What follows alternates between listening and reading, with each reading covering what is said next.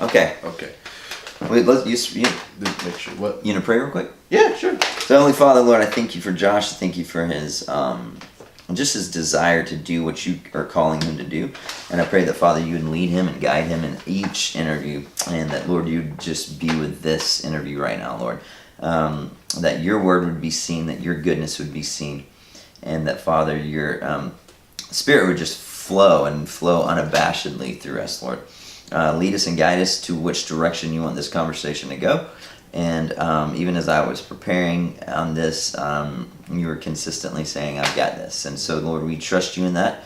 We look forward to what you're doing and what you've yet to do and what's to come, Lord. So I pray a blessing over this equipment. I pray a blessing over this man and his desires, his just the calling of his heart. And that, Lord, you would orchestrate it in a unique way that only you can. And that you would only be the one that gets the glory, Lord. We love you, we praise you, we pray all these things in the name of Yeshua. Amen. Amen. Cool. And on that note, hey guys, welcome to another episode of Intention Attention. I have with me the talented Shance Brentham. Is that Brentham. right? Brentham. Shance Ryan Brentham. Yeah. Shance Ryan Brentham. I didn't know your middle name. I think for a couple times I called you.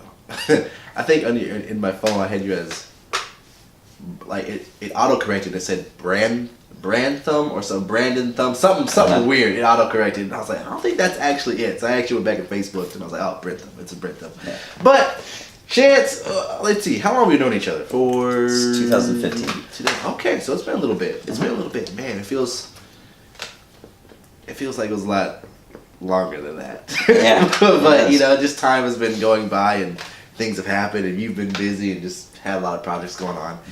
Guys, so I consider Shance just one of those, like you have like your cool friends and then you have your really, really cool friends that you always want to hang around and always want to be around and always just kind of want to learn because you have such this vast amount of knowledge in the field that I would ultimately like to be in, right? Ultimately, Shance does film. He has his own company and production company, and you just do really cool stuff. And it's just something that I aspire to be one day, just to kind of be at that knowledge point to where you're at. And for those that don't know Shance Brentham, please elaborate. Well, since I was a little boy, so everything goes back to my childhood. Okay. 2 years old, we have film of me younger than 2 playing with drumsticks. My older brother Shane was a drummer in high school. And so at 2, I got pretty serious at drumming. Okay. And so at 2 years old, that was the first thing that came into my life. My whole family is musical. My mom sings, she plays guitar. My dad sings.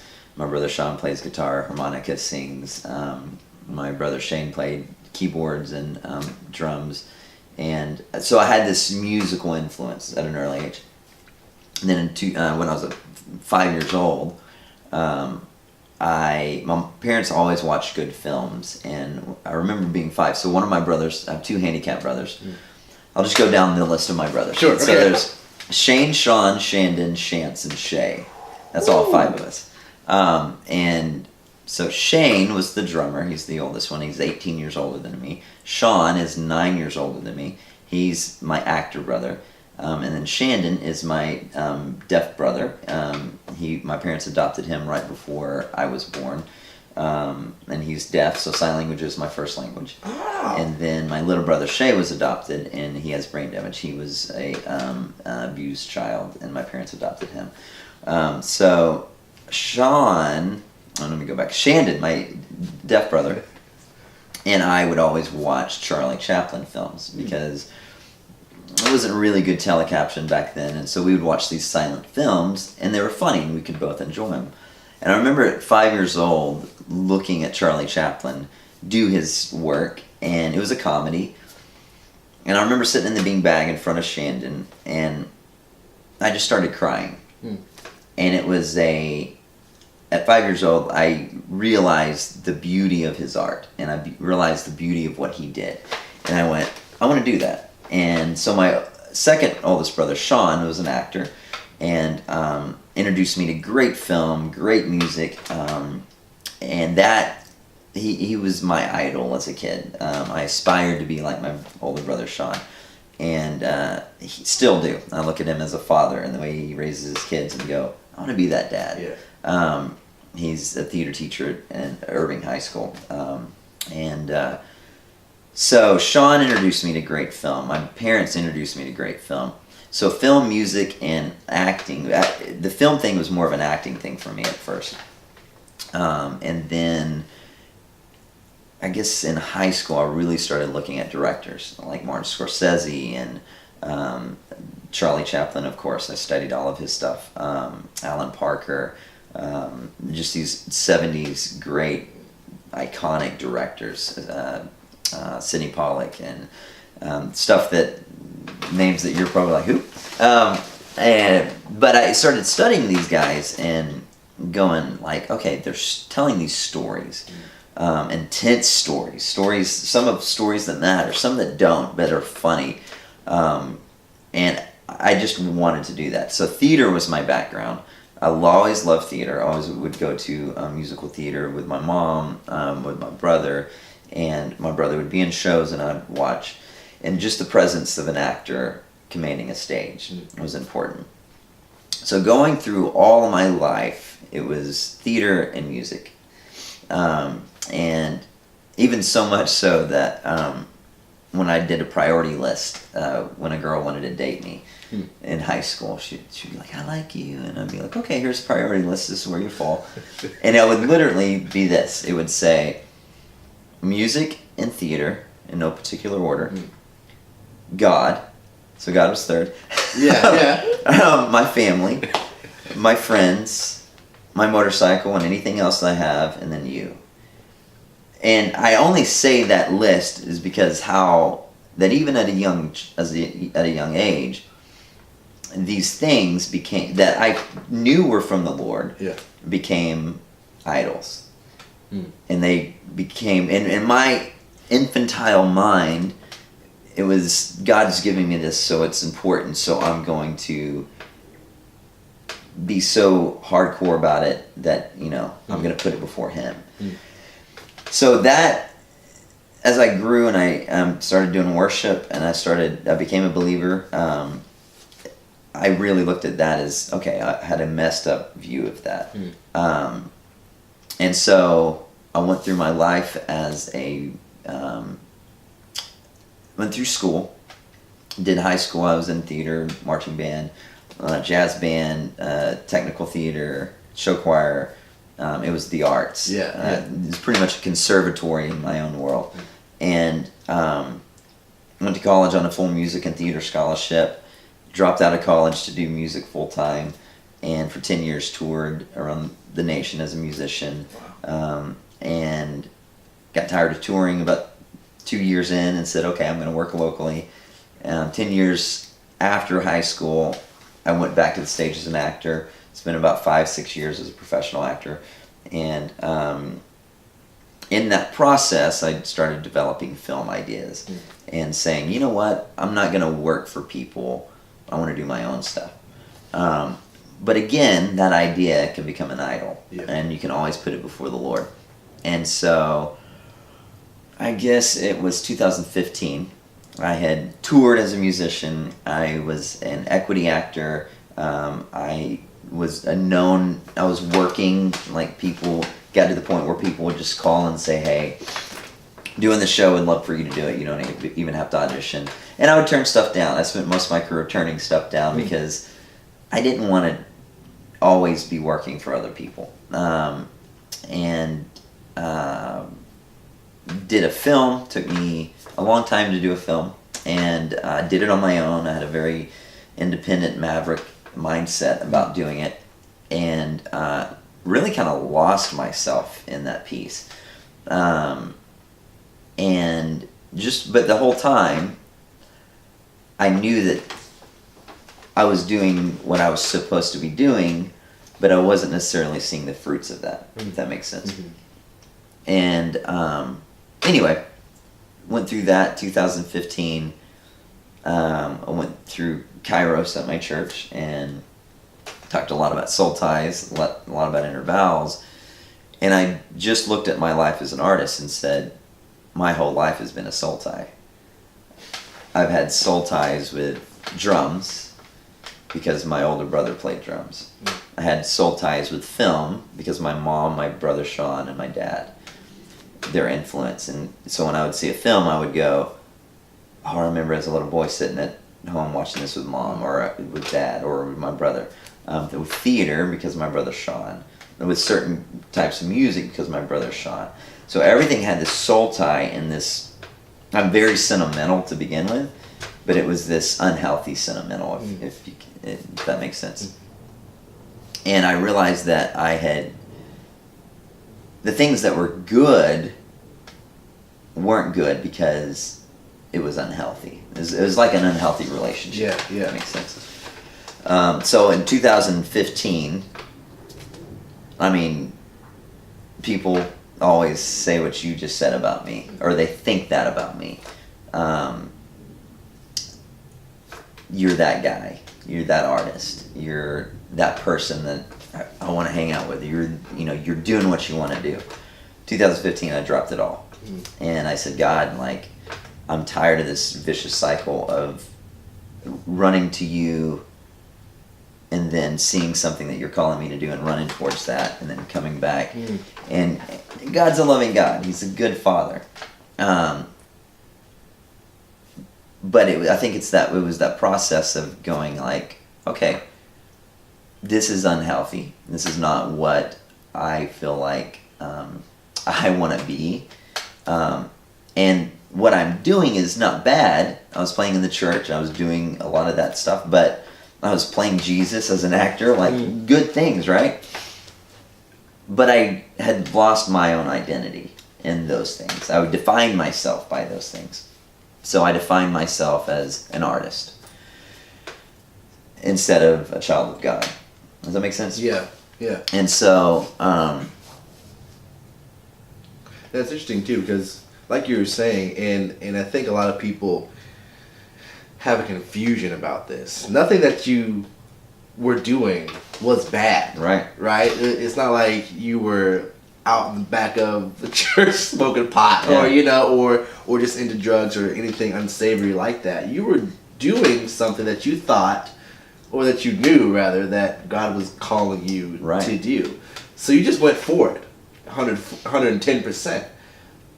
But you forgot about the one that actually told you that, hey, this was the thing that you wanted. Well, and I don't even think it was that, because I was constantly I've always had that relationship with God where I would talk to him and he would show himself in a new light to me. Yeah. And he does allow us to figure it out. And I think that's the beauty of God, is that he's a complete gentleman. He's not going to say, stop. No, just stop. Yeah. And if he has to, he'll stop you in his own way. But he's not I got it. Sometimes he is. Yeah. But a lot of times he's no, you got it. And I always share this. I remember just praying, like, who are you, God? Like, what do you look like? And I had this image of God. And some people might see it as wrong, but I love the image of God. And it was him. I was working on my motorcycle. And I was trying to fix with the carburetor or something. And I'm kneeled down and I'm working on it, and God's back behind me in a lawn chair in like a Hawaiian shirt.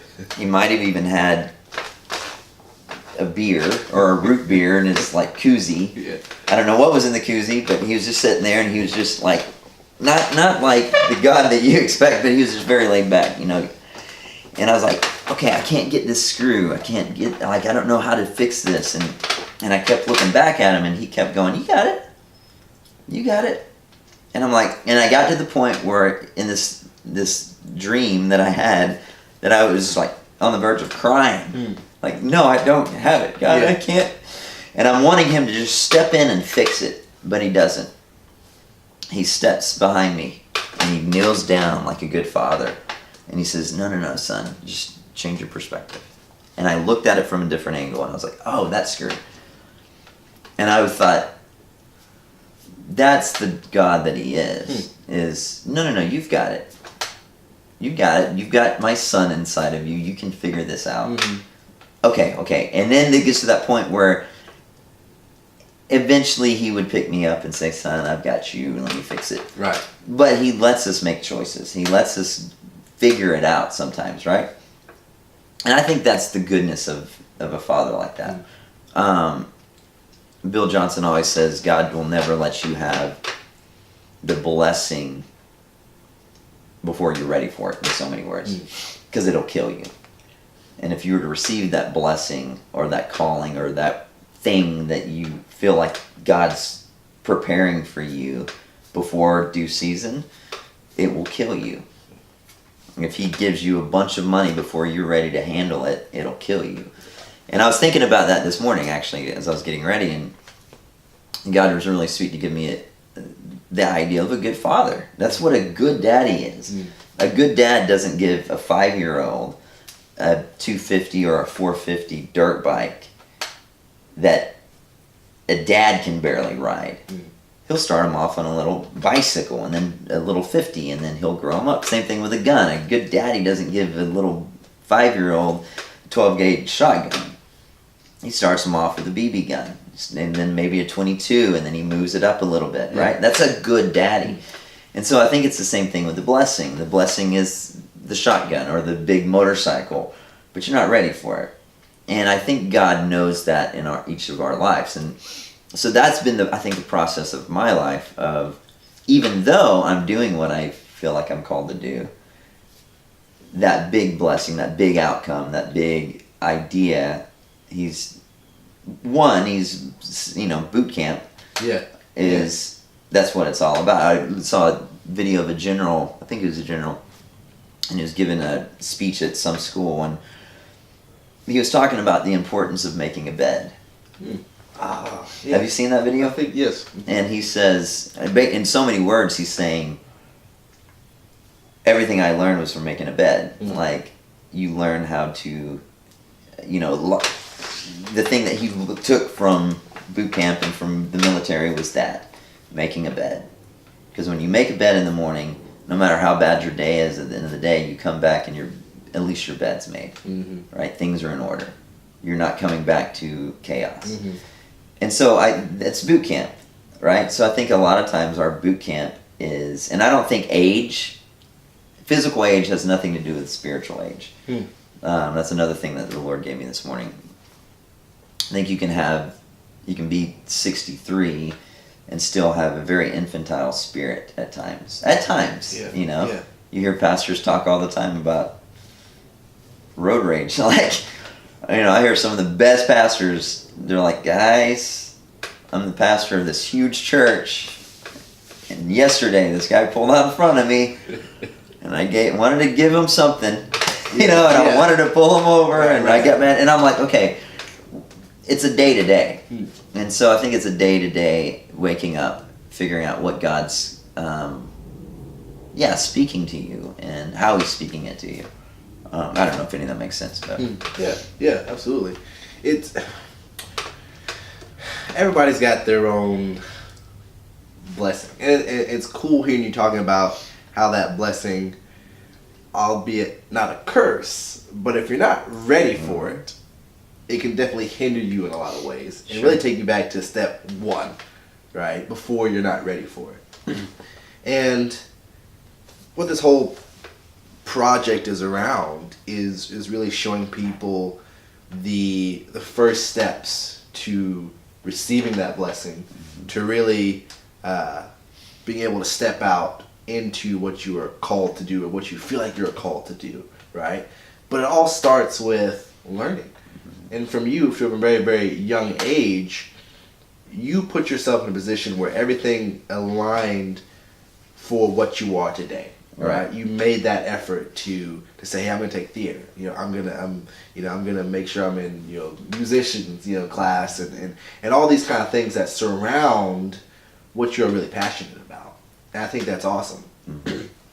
And now you're in this position of you've gone through these steps, but yet you still I believe in your mind, in your own right, haven't reached that pinnacle. Right. You know, I think everyone's pinnacle is different. Mm-hmm.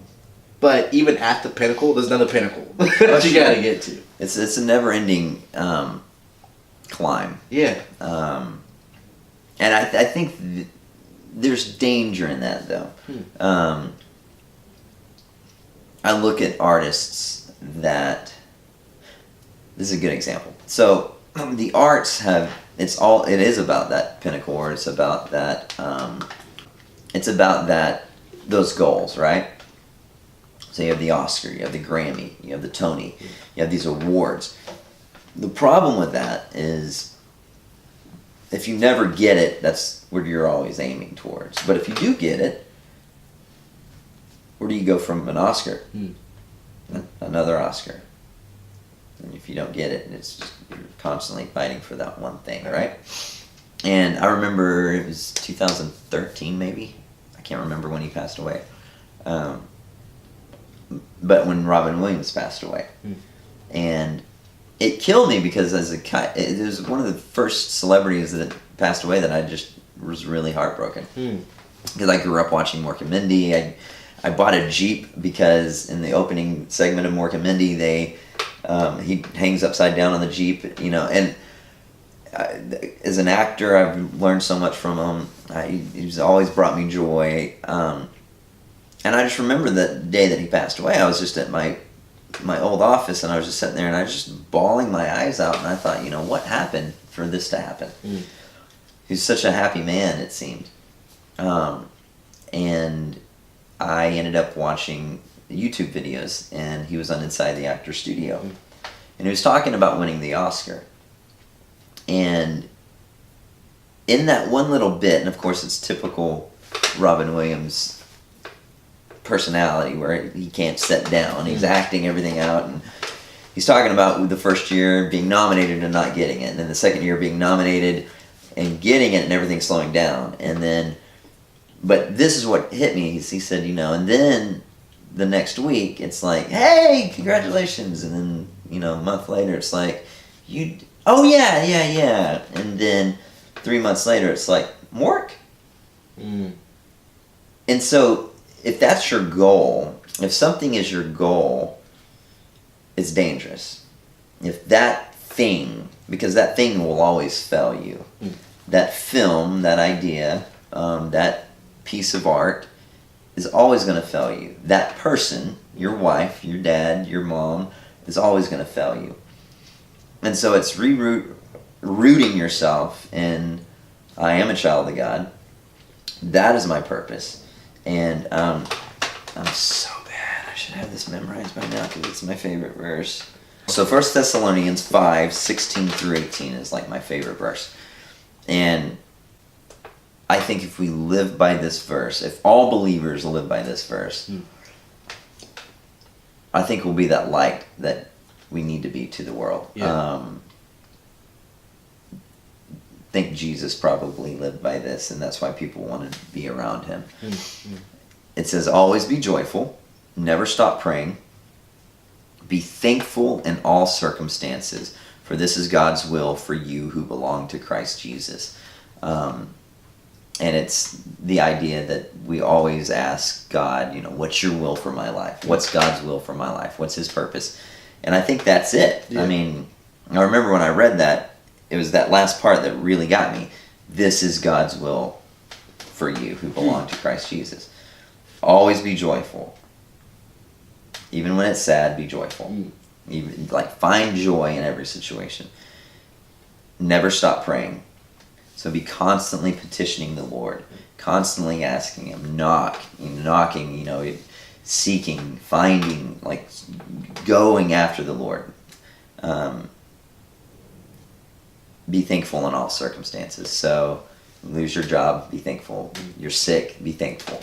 God's goodness is in those things. And if it's not, I think it's that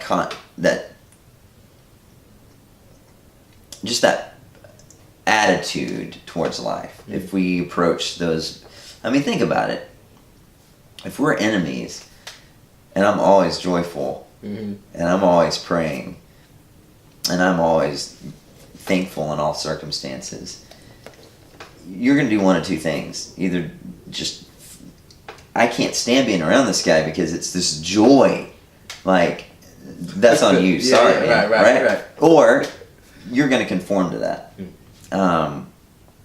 And so, yeah, I think that scripture, if we live by it in every situation, hey, you know what? I've only got $800 to live on this entire month. Praise God. You are so good for that $800. Mm-hmm. What's the enemy going to do? Like, yeah. Oh, okay. See ya, I'm not going to mess with you anymore. Right. Yeah. So, I don't know if that makes sense, but that's my verse that I aspire to live by daily. So, and because in this industry, in the arts industry, which ministry is my industry, is the way I look at it, because everything that I do everything that we do should be ministry, right? You're an accountant, that should be a ministry. I believe that all believers are called to the ministry. It just looks different. Yeah. All right? Yeah. So. Some good stuff coming out of this right now, and it's cool because every one of these has turned into something different, right? And that's what I like about this. That's why I chose to do quote unquote interviews with people, because you just don't know what you're gonna get out of the situation, right? Failure is, well, I guess the fear of failure. Fear is a really big proponent that keeps people from stepping out. Sure. And operating in the gifts and the talents they have. It's for me, I mean, this was an idea I had since I was 17. You know, why didn't I start it? I mean, I feel like the timing is a lot better now, but I wouldn't have been as mature to be as diligent to do these things when I was 17. Right. But it's always been in the back of my head, maybe this won't work out, all this kind of stuff. Make your own excuses, right? What has been a time where you've had those moments and you've really just said, hey, you know what? That's not true. This is what it is, and I'm going for it. Every day. Yeah. Okay. Yeah, that's true. Yeah. I mean, it's an everyday thing. What's comforting for me is to watch other people that I look at and go, wow, they've got it. And to hear them say that they don't have it. Pastors, I love it when pastors are forthright about fear. I love it when I listen to actors that I look at and I go, man, you know. I heard Gary Oldman say the other day that he gets scared. Like, in my opinion, one of the greatest actors to ever walk the face of this earth.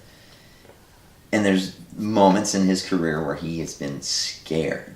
He completely doubted himself, right? Yeah. And I've heard some of the greatest directors say the same thing. Like, I walk to set every day and fearful of not being a Denzel Washington. I heard him in a roundtable discussion. He was talking about when he did Anton Fisher, and he directed that. And he said there was a day that I had 1,000 extras out there. I had ships and planes and helicopters and all this stuff for a scene. And he said, I wouldn't leave my trailer. And he said, I think he was late to the set, but he said his first AD had to convince him to go to get out there and do the job. So like someone like that, you know, I've heard my pastor Robert Morris talk about fear or talk about lies of the enemy. But I think, so fear is a part of it. And if we don't have fear, I think a lot of times we're probably not walking where we should be. So if we're walking so comfortably that there is not fear, we're probably not walking in that faith or that trust, you know? Because it should be scary, I think. Yeah. You should thrive on that. You should thrive on that fear. And, again, coming back to fear, what do you do if you apply that verse to it? Yeah. Right. Always be joyful. Always be joyful. Always be praying. Always be praying. You know, always, yeah. Be thankful for it, Yeah. right? So, turn that fear into something good. And trust me, there are days that you wake up and there can be months that you wake up and nothing is happening for your dreams or your calling or your purpose. And that's where I think the scriptures are incredibly beautiful at giving us these perfect examples of Joseph. Yeah. He's thrown into a prison. What does he do? He just sits there. Right? Right. He's got a greater calling. He knows it. He's seen it in his dreams. What's happening? Nothing. Right? Moses in the desert, stuttering his way through the desert, like fearful. That the whole thing was fear. And I think a lot of times I'm not about works because I think that we are anointed children of God, right? We have that blessing bestowed on us by Christ at the cross. Yeah. But I do think there are things that, did Joseph have to be in the prison as long as he did?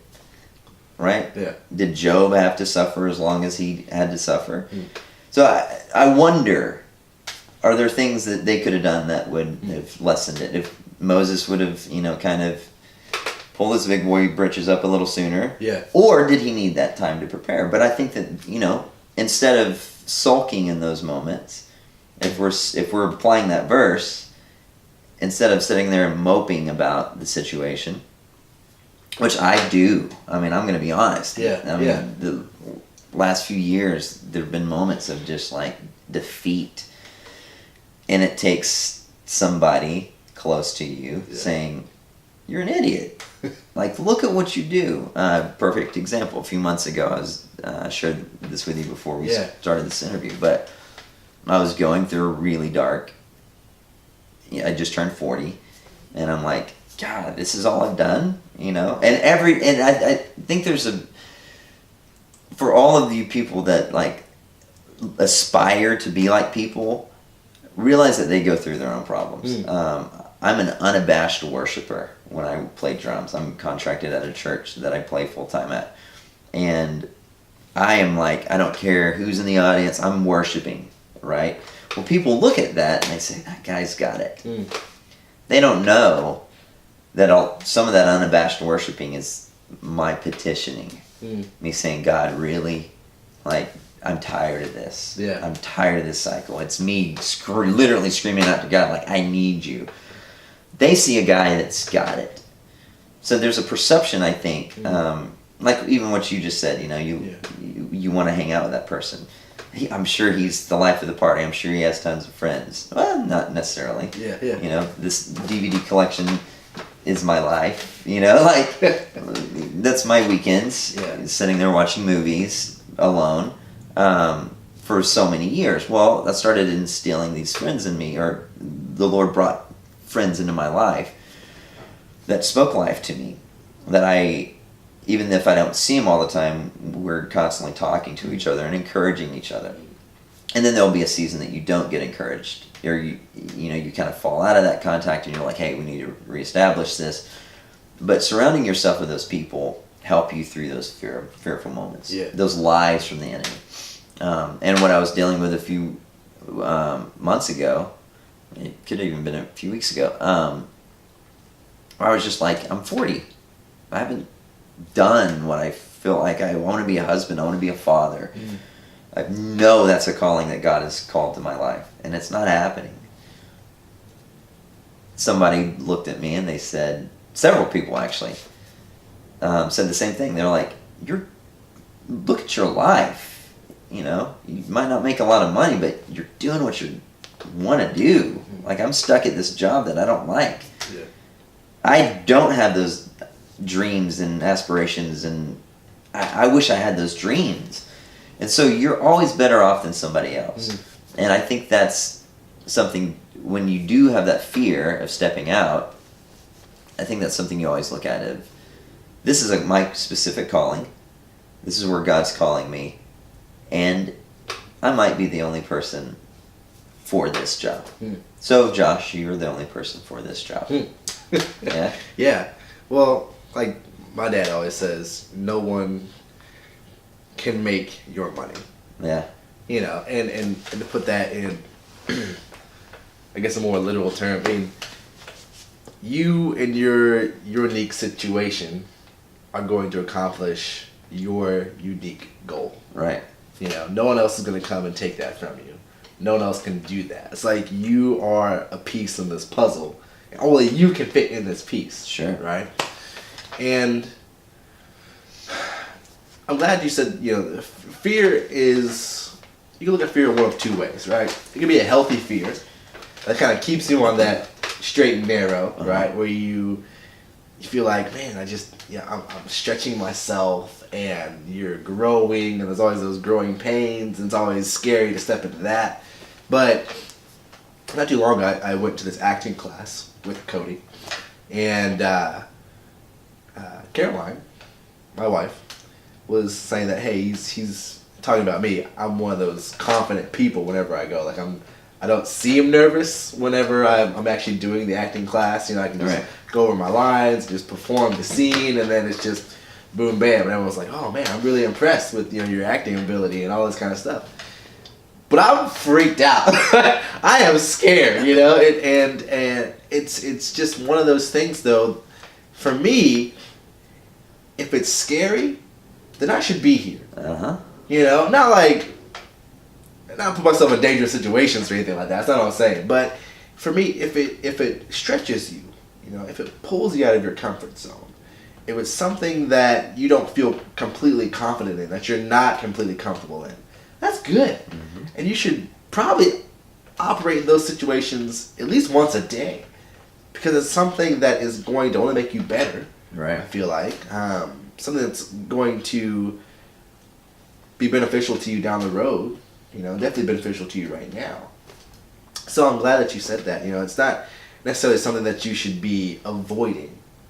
Fear is a good thing in a lot of ways. It really keeps you striving. It really keeps you learning. It really keeps you humble as well. And I think it also keeps you dependent. I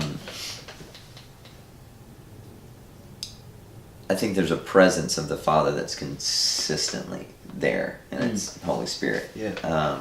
And you're constantly dependent on not your wisdom, not your strength, not your ability, but His. Yeah. You know? Yeah. So, yeah, I agree. Tell me about starting your own production company, kind of your acting career life. My acting or my production company? Well, start with your acting. So acting, what aspect of it? What was it like for you to finally start that journey of your life? You know, starting with acting. How was that? And the reason I ask this question is because I know a lot of the viewers out there are probably, like I said, someone who aspires to be an actor, to be a stage actor or one on film. There's somebody out there like myself who wants to start a production company. Like, what is that like? What is that process like of studying and learning and actually stepping out and doing that? What was that like for you? Well, like I said, it started at a young age. Yeah. So, just being a sponge. I always hear people describe themselves as that, but literally being a sponge, like being able to. I mean, I have like probably close to 4,000 DVDs, wow. And some of them are crappy, terrible movies, like not good movies. But you learn from them. You learn what not to do. Yeah. Right? Yeah. And then every once in a while, in the midst of this crappy movie, you'll see a gem or an idea or a thought. So for me, it was just studying and watching. Same thing with music. Just digging in and learning as much as you can. People that want to be an actor, I always tell them don't. And the reason I say that is because an actor, I'm actually writing a book right now, and in that book I'm talking about being an actor and how I think the actor is one of the most beautiful art forms, but it's one of the most lowly. And not in a bad way. But the reason I say lowly is because a musician can play on a street corner. he can play in his living room, right? A painter can paint anywhere that they have a canvas and their tools. Right. But the actor is a tool. He's the tool for the director, and he's a tool for the writer. Yeah. He's a tool for the producer. And an actor can't act if there's not a stage, right? They could. I mean, you could do street corner acting, whatever. But you still need a stage. You need a platform. Right. You need a script. And if you're not writing your own script, you need somebody to write for you. You need somebody to light you. In certain venues, you need somebody to mic you. And so an actor can't do his art unless 100 people do their job. Right. And so my advice to actors, and this is kind of what I did, is I started acting, and I made rules as a young actor in high school that I've kept to. So, and I will not stray on these at all. I will not kiss a woman on stage or on screen that is not my wife in real life. And you can say, well, what if you're dating that person? Well, let's say I'm dating a girl, I'm in a stage show, or I'm in a film with her, and I kiss her. We break up. So now I have to explain to my children someday that watch my movie, why are you kissing somebody that's not mommy? Interesting. So for me, that's just a standard that I've made. I will not do a script that has violence or anything that doesn't have a redemptive story behind it. And I'll always argue language, and I'll always argue. And I'm a very argumentative actor, where if I don't believe that my character should be doing this, I will voice my opinion to the director. And most actors won't. They'll say, go do this, and they'll be like, okay, I'll do it. So early on, I decided I wanted to do my own art. So I started writing my own scripts, directing my own films. And so when you do that, you open yourself up to owning your art and then controlling your career. And so was my journey, because I did musical theater is my forte.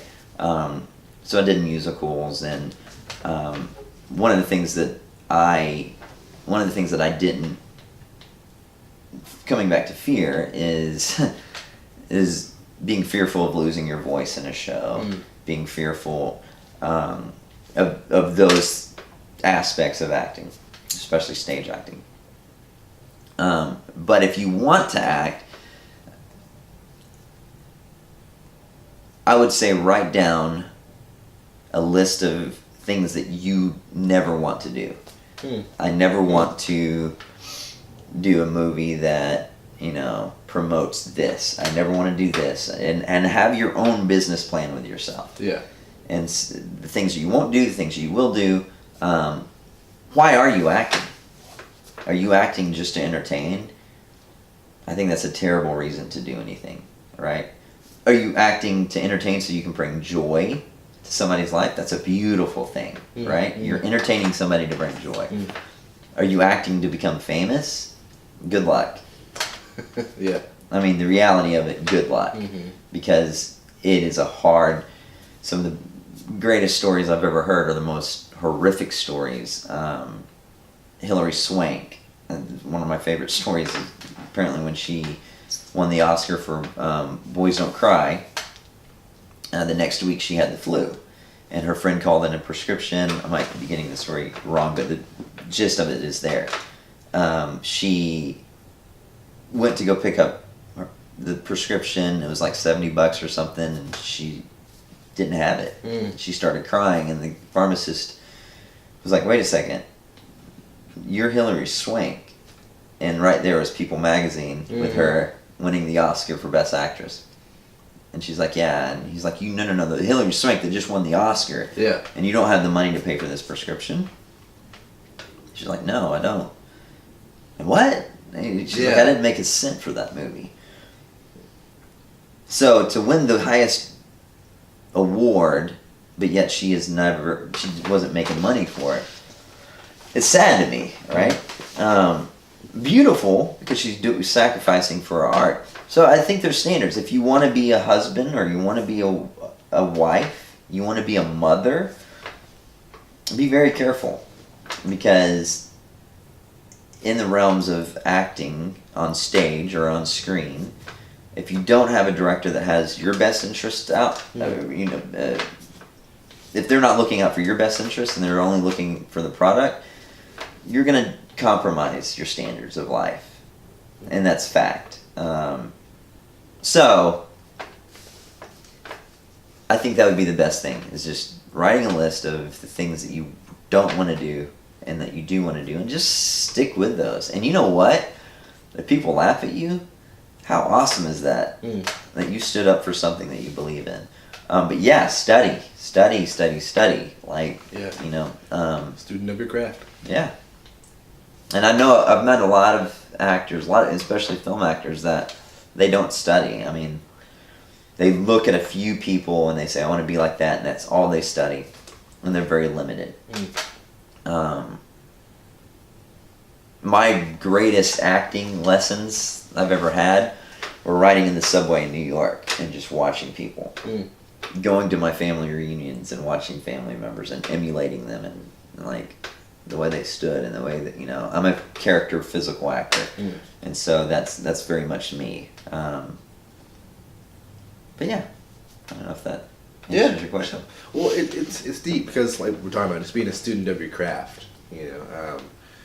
Every single actor that I've seen kind of has, like Denzel Washington. It's very Denzel Washington in everything that he does. Yeah. Even Robin Williams, very Robin Williams in everything that he does. Hilary Swank, same thing. Each one of them brings a little bit of themselves in every role that they're in. Sure. Yet they pay attention to the crafting and the tailoring of that character, and the way that the director would like it to be portrayed, right? So I think very much so, you just sitting alone, and that's that 90% of the iceberg, right? That people don't see. Right. It's the sitting alone in the dark, watching movies, taking notes, watching your family members, sitting on the subway, just watching people. That gets you to this place of, man, this dude's he's a great actor, he really knows what he's doing, and that sort of thing. I actually started writing a one-man show called The Apartment, and because every time I'm a nerd. Yeah. Like, I used to record the Tony Awards and the Oscars, and then I would rewatch them and watch the acceptance speeches, and I would always get excited and stand up and stand in front of the mirror and accept my Oscar. Or I would be watching a musical and I'd be like, I want to sing, and so stand up and look in the mirror and sing. And I remember one day I walked out and like my neighbors were like, was that you singing the other day? And I'm like, yeah, that was me. And they're like, we stood out there for like 15 minutes and just listened to you. And I'm like, okay. And I thought about it, like, that's the world. And every actor I know has accepted the Oscar like 20 times or hundreds of times in front of the mirror. You practice those speeches, you practice those. And I thought, what a messed up, to society, how weird is that? I mean, like, we're a little mental. Funny story, subway story. I remember one time I was in New York, and this very distinguished looking, you could tell that he was like a model or an older model man, like just a beautiful man, like just very stoic and African American man, very confident. Yeah. He had some popcorn in his hand, and he sat down and he kind of like was sitting like this, and nobody was on this side of him, and the rest of the subway is this way. And he's like eating his popcorn, and then he goes, dude, I told you, okay? I told you to shut up.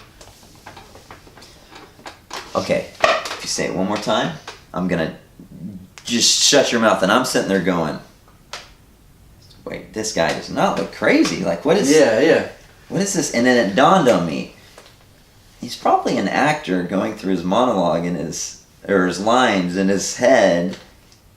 And it's New York. Like, he can get away with being crazy, right? Yeah.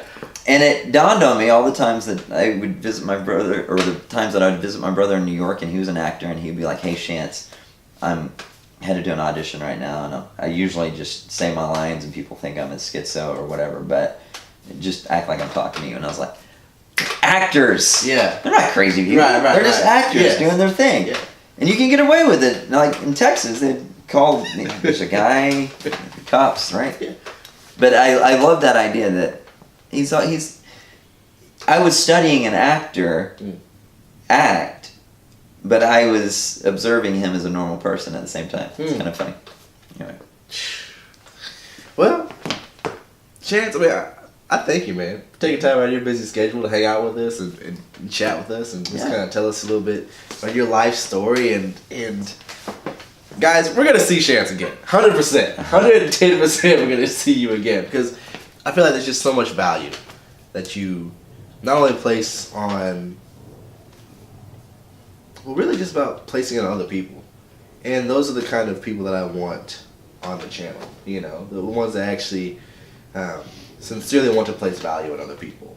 And I think you do that in droves. So I definitely want to thank you for that. 100%. Absolutely. And guys, thank you for tuning in to another episode of Intention Attention. And we'll be back with Chance once again. And I think it'd be really cool just to sit down and kind of just watch a movie with you, you know, and just kind of record it and just kind of see what comes out of that. But I think that'd be really cool as well. Yeah, man. All right, Sure. guys. Thanks so for much. having me. Yeah.